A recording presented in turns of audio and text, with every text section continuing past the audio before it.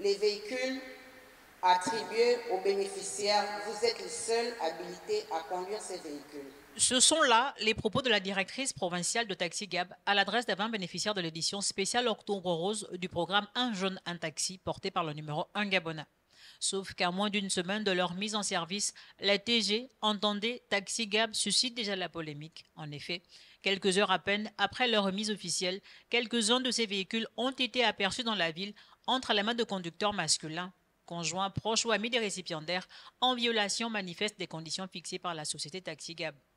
Comment comprendre que des femmes à qui l'on a offert l'opportunité de s'émanciper par le travail aient fait le choix, en l'espace de quelques heures, de confier leurs outils de travail à des mains non autorisées et peut-être même sans aucun suivi ni contrôle?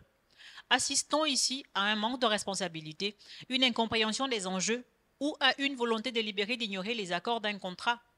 Le plus ahurissant est l'aisance avec laquelle ces conducteurs, sans être inquiétés, circulent dans la ville à bord de ces véhicules pourtant facilement reconnaissables. Pour rappel, cette dotation spéciale Octobre Rose visait à favoriser l'autonomisation financière des récipiendaires et par ailleurs de faire de ces Marigoveyennes des actrices du développement socio-économique local.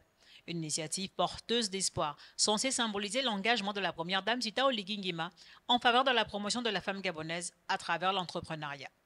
Si certains ont salué l'initiative, nombreux sont ceux qui s'interrogent dorénavant sur le sérieux de certaines bénéficiaires, d'autant que plusieurs observateurs nourrissaient déjà des doutes quant au casting initial, estimant que certaines femmes auraient été choisies davantage pour leur proximité que pour leur mérite. Les comportements dénoncés aujourd'hui viennent comme s'il en était besoin étayer les craintes de plus d'un, quoi qu'il en soit.